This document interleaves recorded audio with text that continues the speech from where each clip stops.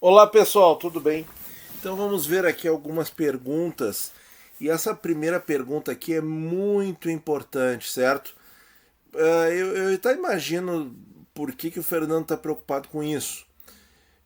E também vou dar minha opinião sobre essa outra questão que eu acho que o Fernando, eu e talvez a maioria de nós aqui estejamos bebendo da mesma fonte.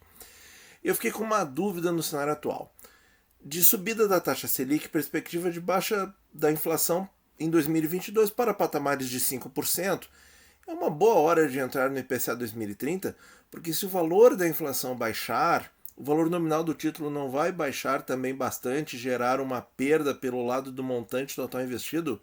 Não, não, porque o que acontece? É a mesma coisa que o Tesouro Selic, certo? Se a inflação baixa, quem é que aumenta menos? O VNA aumenta menos, certo? Isso é uma coisa que você só vai sentir. Por exemplo, um ano foi 10% e o outro ano foi 5%. Você só vai perceber essa diferença lá no vencimento, quando você receber tudo corrigido e for olhar para trás quanto que rendeu em cada ano, certo? Por que é a mesma coisa que o Tesouro Selic? Porque quando a Selic estava baixando, lá de 6,5 para 2, que foi bem recente, né? Começo da pandemia, etc. O que aconteceu? As pessoas achavam que ia render menos. E não é isso. É a velocidade do aumento do indicador. No caso, do indicador da LFT, do valor nominal da LFT, né? E no caso do Tesouro IPCA é o VNA da NTNB. Então, assim, Fernando e demais amigos aí, não se preocupem com isso, certo? Porque a inflação baixando, o valor nominal do título não vai baixar.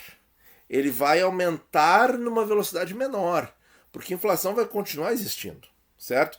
Até naquele período ali em 2020 de abril, maio, junho, não sei se foi março, abril e maio, ou enfim, abril, maio, junho, em que houve ali 3 meses de deflação seguida, tá? O que aconteceu com as NTNBs? Nada, nada, nada. Tanto que hoje elas continuam ótimas, né? E aí a questão é a seguinte: se a gente está pensando numa provável perda, né? A inflação vai cair, tá? Em primeiro lugar, essa presunção é altamente questionável, né? Vejam lá o chairman lá do Federal Reserve americano falou que a palavra inflação temporária pode ser inadequada. Quer dizer, né, o Powell, né? Então, assim, não dá para contar tanto com essa questão de que o ano que vem, 2022, nós teremos uma inflação na casa de 5 ou 6%, né? Porque essa inflação está vindo de fora, pessoal. Essa é a grande diferença.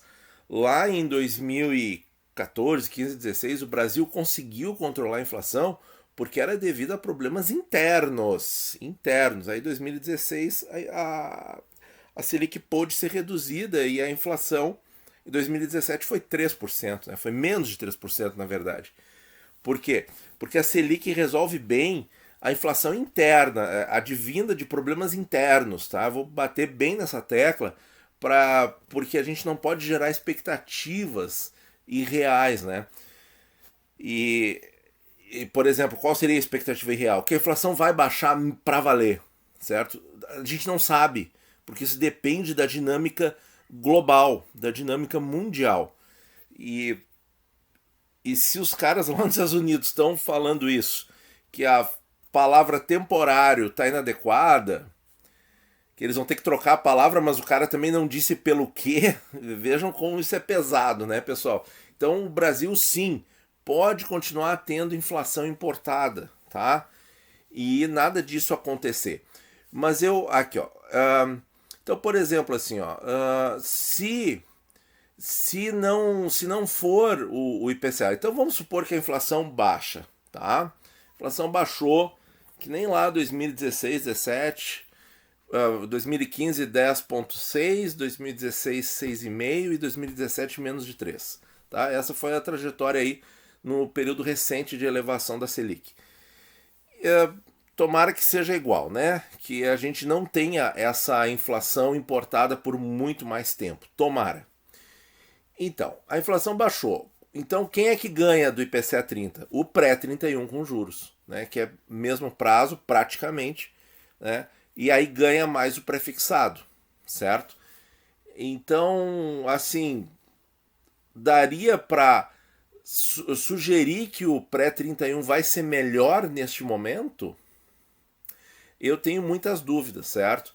Se a gente pensar exclusivamente em proteção da inflação nesse curtíssimo prazo, a resposta é não.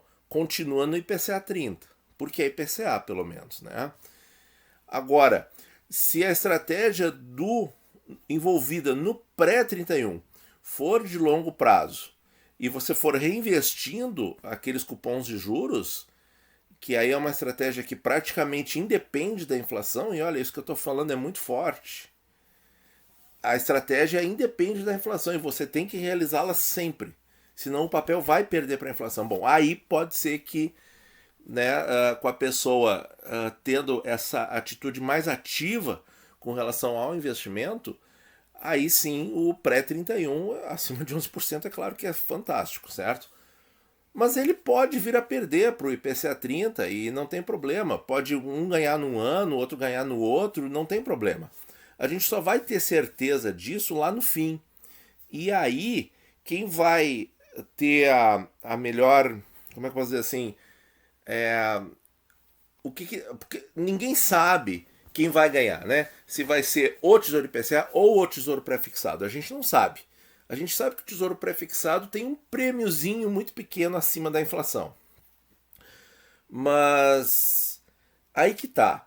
A diferença entre o que eu aloco em IPCA 30 ou em pré-31 depende do meu apetite de risco. Esse é o ponto. Se a pessoa não sabe qual é o seu apetite de risco, fique só no IPCA 30. Se a pessoa já tem uma certa experiência, já investiu antes, já sofreu aí com os prefixados, com a elevação de taxas que aconteceu este ano de 2021, e tá tudo bem, tá tranquilo com seus títulos, vai ter os R$ 1.000 no vencimento, descontar imposto e taxa, beleza, a gente sabe que é assim, e acha que tá ok, e vai ter uma atitude mais ativa para os seus investimentos, pode ir no pré, sem problema nenhum, certo? A questão é que muitas vezes os investidores não se conhecem e não sabem a sua tolerância pessoal de risco. E não tem problema nenhum você não querer o risco da inflação, certo? E querer descartar isso da sua carteira, e aí você descarta, você não invista em pré-fixado, beleza.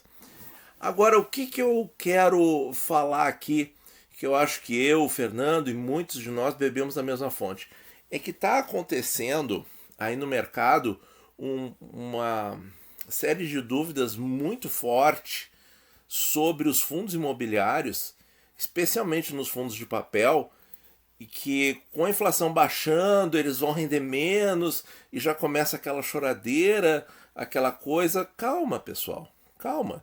Em primeiro lugar, ninguém sabe se a inflação vai baixar mesmo. Isso é um ponto forte, do nosso argumento aqui e que a gente tem que refletir a respeito, né? A gente está vendo que a desorganização das cadeias de produção, do transporte, a enxurrada de dólares no mercado externo, tudo isso contribuiu, toda essa desorganização causada pela pandemia contribuiu para a inflação mundial. Inflação na Europa, pessoal, está em patamares assim de 30 anos atrás. Coisa assim deles terem 4% num mês e 4% no outro. É um absurdo, Certo? Porque se eles têm aí quase um ano de inflação brasileira em 2 meses, meu Deus, o que aconteceu naquele continente, né? Isso aí eu vi um comentário aí também na internet. E aí o pessoal está muito preocupado aqui no Brasil que se a inflação baixar, o rendimento dos fundos imobiliários, especialmente os de papel, de CRI, né? Os fundos de CRI, que eles vão perder rentabilidade e tal. Não. Por quê? Porque assim, o que pode acontecer? Se a inflação num ano é 10, no outro ano é 5, eles vão ter aqueles indicadores, aqueles ativos lastreados em alguma coisa. Aí você tem que ver lá no fundo qual é o indicador, se é IPCA, se é CDI, se é IGPM, ou se eventualmente for pré-fixado. Alguns fundos têm CRIs pré-fixados, certo? Isso é importante destacar. E aí está esse pânico generalizado de que se a inflação baixar, vai baixar então, se um fundo lá de CRI tem IPCA mais 7, tem que ser maior que o Tesouro, tem que ser maior que o Tesouro, porque o risco é muito maior, certo? Então, que um ano vai dar 17%, no outro ano vai dar 12%. Isso não vai cair horrores o dividendo mensal, entende? E o pessoal fica criando assim um pânico assim que não faz o menor sentido, certo? Agora, então eu acho que é por isso que o Fernando se preocupou, né? Porque essa coisa está contaminando a internet, né? As pessoas estão achando que porque a inflação vai cair, que é uma coisa que não é certa, que o rendimento dos fundos imobiliários vai cair e por conseguinte vai cair também o rendimento das NTNBs. Não vai. Não vai. Só vai crescer menos. No caso da NTNB, eu posso afirmar com certeza vai crescer menos, tá? A única possibilidade do rendimento da NTNB cair é se houver deflação a ponto de reduzir o valor nominal atualizado de um semestre para o outro. Porque aí sim cai a renda, né? Que é a renda semestral. No caso do IPCA 30, por exemplo, se houver uma deflação forte o suficiente para que a queda da inflação entre fevereiro e agosto, ou agosto e fevereiro, seja forte o suficiente para fazer aquele VNA ficar menor em agosto do que em fevereiro, ou no caso, agora que a gente vai receber em fevereiro de 22, que o VNA ficasse menor que o VNA de agosto desse ano. Quer dizer, tem que ser assim uma mudança surreal, né? Tem que ser realmente uma coisa muito, muito forte para isso acontecer. Porque numa das piores situações da história recente, que foi a pandemia de 2020, que nós ainda estamos vivendo, nós tivemos 3 meses de deflação no Brasil, né? Por restrição da atividade econômica. 3 meses, quer dizer, quem se preocupa com ativos perderem dinheiro porque a inflação está reduzindo, olha, tira isso da cabeça. Mas mais um dado, e aí é muito importante a gente entender isso. Quando a inflação cai no Brasil, o mercado sempre fica otimista. Por quê? Porque a inflação está caindo, é um sinal de que a economia vai ter espaço para melhoras. E aí o mercado fica otimista e o que acontece? As taxas das NTNBs caem e mesmo que a inflação caia, ou exatamente porque a inflação caiu, a taxa cai e vai te proporcionar um ganho de marcação a mercado. E aí você vai ver um aumento do preço unitário dos títulos que você tem e você pode eventualmente, a gente não gosta, a gente não faz, pode eventualmente até realizar um ganho de marcação a mercado, certo? Então assim, ó, se a inflação cair, o meu rendimento vai ficar menor, tá? Não que o valor nominal do título vai baixar, nada disso, tá? Mas assim, a inflação ficou menor, o meu rendimento fica menor. Ou cresce menos. Tá, tudo bem. Mas o que acontece? A marcação a mercado do título vai fazer com que a taxa caia, porque o mercado vai ficar otimista, vai ficar vendo, opa, a inflação diminuiu, o país vai voltar a produzir, vai voltar a ter emprego, a coisa vai voltar a girar, vai voltar a ter investimento de longo prazo, investimento em infraestrutura, etc, etc, etc. O mercado fica otimista, e aí o juro longo cai, o juro da ITNB cai e o preço unitário do título sobe. E aí você fica numa situação muito confortável. Por quê? Porque aí você vai estar tendo aquele patrimônio bem maior, o que dá uma tranquilidade, uma noite de sono muito mais tranquila, não é mesmo? Então, pessoal, eu acabei me estendendo um pouco aqui nessa pergunta, mas essa pergunta é muito importante, certo? As próximas aqui vamos deixar para outros vídeos, que já estamos aí com quase 15 minutos de gravação. Então, pessoal, assim, ó, não se preocupem, tá? Não se preocupem. Pelo lado ruim, porque eu não acredito que a inflação vá cair tão rápido assim, globalmente, tá? Pelo lado bom, se a inflação cair, tanto os fundos imobiliários quanto as NTNBs, esses ativos aí que a gente tanto gosta que nos pagam renda, fiquem tranquilos, porque eles vão continuar pagando. E só talvez diminua um pouco, pouca coisa, muito pouca coisa o dividendo, e o cupom semestral de juros não vai diminuir, porque ele é função matemática do VNA, certo? E a única coisa para fazer o VNA cair é a deflação. E não vai ter deflação no Brasil tão cedo, certo, pessoal? Muito obrigado por ouvir e bons investimentos a todos.